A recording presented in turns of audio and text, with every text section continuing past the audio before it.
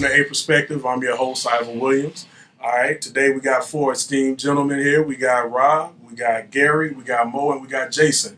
And today we want to talk about keeping things spicy in marriage, and we're going to talk about just how to keep things relevant, how to keep things going, how to keep the the heat going, so to speak, in marriage. So, guys, how do y'all keep that spark? You keep that passion for your wife. How do y'all keep that going? I'm gonna start with you. Let's go with Rob. Rob, what do you think, man?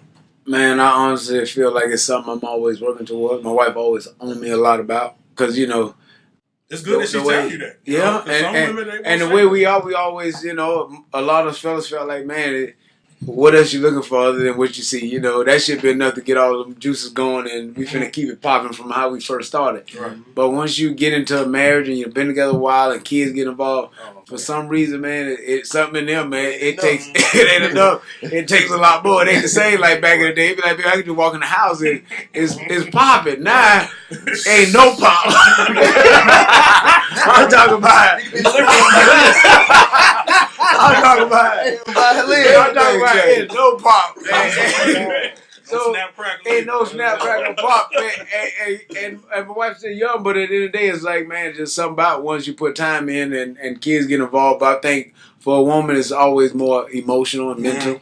Well, us, we all physical. So as long as my wife's standing in that gym looking fine, but it's gonna jump every time. Right. I ain't even gotta worry about it. But with them, it ain't. Hey man, the chocolate ain't working. Chocolate thunder ain't working no more. So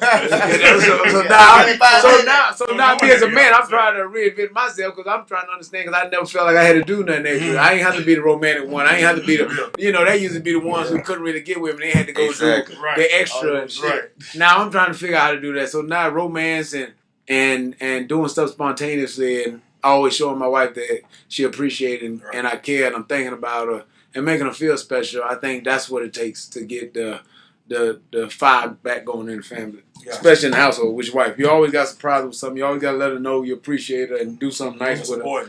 That is very important. Don't even tell her you're doing it. Just call her one day, baby. Just get ready. Let's go. Absolutely. Right. You have to, because if not, boy. Be long nights, boy. A lot of them nights, boy. You over there looking and she over there sleeping. You wondering what the hell? You don't want to go to sleep. Yeah, 1 hour. I'm over there, man. I'm getting mad every show I keep watching on TV. I've been looking over there, man. Can't even stop it. Yeah. Gary, what you think, man? That's so funny. I mean, just to piggyback off of what he was saying, you always keep it spicy just by trying new things, reinventing yourself, letting go of your ego. Mm-hmm. But along with that is spice. What level of spice do you have? What level of spice does she have? Mm-hmm. What was that fire sexually or that got you to want to keep going and to keep trying new things? I mean, honestly, me and mine, we're a little exotic. We try everything that we can to keep the fire going. Like? You know what I'm saying? Like, it ain't enough for us to go out there and bring somebody in, a female, you know what I mean? Or, I mean, we even had a talk show where we taught people how to do that. Now, when y'all met, was this known or did this something that y'all just evolved into? No, we evolved into that. Okay. Marriage. That was a change. Okay. Well, first, we was little rabbits, jack rabbits for 3-4 years. And then we got married. And then that anvil hit. Like, man, what happened? Like you said, you walk in the house, it used to be nothing. Yeah. Now I got what? Hold on. Right. And I'll be honest. Because I was so arrogant, I was a ball player. I didn't have to try nothing. What you mean? No effort. I showed up. That's enough. That's the romance. Mm-hmm. That's the romance. I'm here. Now I gotta figure out what you got going on mentally. Now I gotta figure out what you got going on physically, and I gotta figure out how to be romantic all at the same time. That was a rough thing for me. That was the hardest thing for me. Being at a time before cell phones. I met my wife before I had a cell phone. So I mean, it was old school. I ain't around. You call, I ain't there. I see you when I see you. You know what I mean? I show up, here you go. Now you got to check in. It's checking in now. So that gets them turned on a little bit. So, I mean, and far as spice with the spice, I take it up. We take it up. We don't play. We take it up. We push the envelope because we in it forever. Gotcha. I'm not in it for nobody else. She's not in it for nobody else. So what we want to do is win at all costs. Gotcha. And enjoy ourselves doing it. All right, Mo, what you think, man? All right, so it's twofold. There's 2 things I think work well. I've worked well in my relationship with my wife. The first is you got to stay in shape. And I know that this is tough, especially in our community that there's this thing about slightly overweight, can be thick or what have you. Listen, if you like thick women, that's great. Your wife should stay that way. Right. If you like thick women and that's what when you meet her, stay that way. But my thing is, you can't deviate from what your significant other likes drastically due to whatever circumstance, and then think that that's acceptable because, well, I can love you unconditionally doesn't mean I'm always attracted to you unconditionally. Okay. So there's two different things. Yeah, I mean, and I was going to say, because when you get married, the vows say, for richer, for poor, for better, for worse, sickness and health. Doesn't say it. Doesn't talk about looks. Yeah. Doesn't say nothing about looks. So this may sound shallow, but sometimes there's truth in that I have to say. And the reality is, if you gain 80 pounds, I will still love you. I'm not attracted to you, and that will affect, as Rod calls it, the pop. Right. So right. So what I do is I lead by example. I'm gonna stay in the gym first. I'm going to make sure that we're on our diet. We have our meal prep. We're going to do what we have to do. I'm going to do that so that I'm staying in shape for you and you stay in shape for me. That's the first thing. That works well. So just the physical, aesthetic appearance. The second thing that we do, which just works for us, and for everybody else, is we travel a lot. We travel a lot together.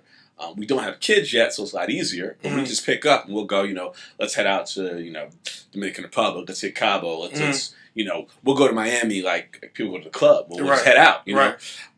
And something about just being on, the sand and the beach and your wife and having a good time. Exotic, man. It is. It's fun. It's exotic. It's nice. And I guess the third thing that, I don't know if men do this or not, I do it. She and I dance together a lot. So if we're out and we're in, a different country, or if we're here, she and I have been to dance floor and we'll have a ball together. Right. And we'll dance, have a good time. So it's we never stopped kind of dating. And again, I know that's going to change or can change with kids, but keeping it fresh and sexy, for me, is just, staying in shape, having that physical, attraction, and also making sure that you get out of your normal, day to day.